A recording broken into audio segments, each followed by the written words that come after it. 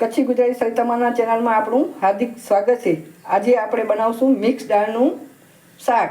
તો આ અડધી વાટકીયા ચણાની દાળ લેવાની, અડધી વાટકીયા મોગર દાળ, આ 2 ચમચી અડદની દાળ, 2 ચમચી મસૂરની દાળ અને બરાબર રગડીને ધોઈને આપણે અડધી કલાક માટે પલાળી રાખશું।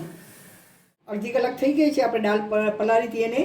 તો આમાં એક મીડિયમ સાઇઝની આ ડુંગળી કટ કરેલી આપણે નાખી દઈએ, અંદર સ્વાદ પ્રમાણે મીઠું એડ કરી દઈએ ને અડધો ગ્લાસ હજી પાણી આપણે એડ કરી લઈએ।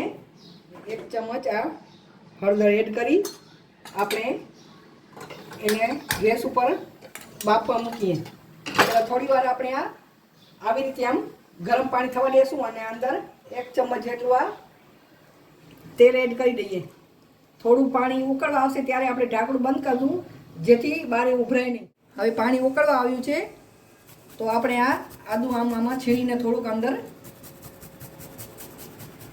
એડ કરી દઈએ આમ, ને સાથે આ લીલા ધાણા નાખી આપણે કુકરનું ઢાંકણું બંધ કરી અને 3 સીટી થવા દઈશું।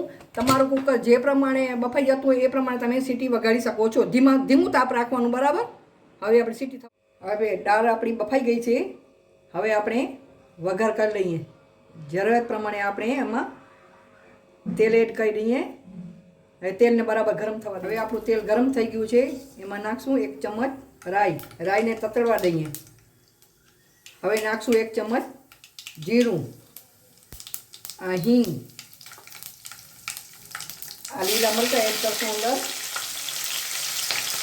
અને મીઠા લીમડાની આ પાવડર બનાવ્યો છે એ એડ કરશું, બરાબર।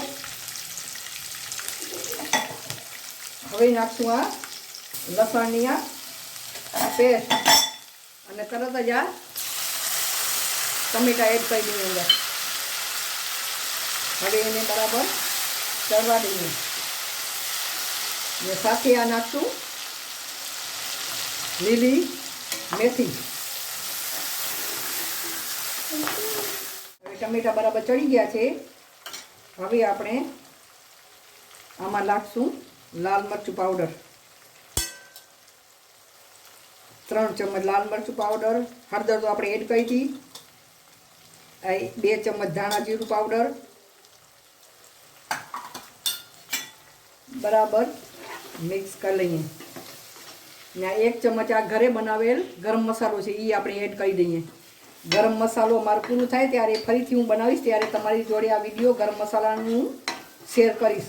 તો મારો યુટ્યુબ ચેનલને લાઈક કરતા રહેજો ને સબસ્ક્રાઈબ કરજો ને જોતા રહેજો, તો તમને નવા વિડીયો મારા જોવા મળશે।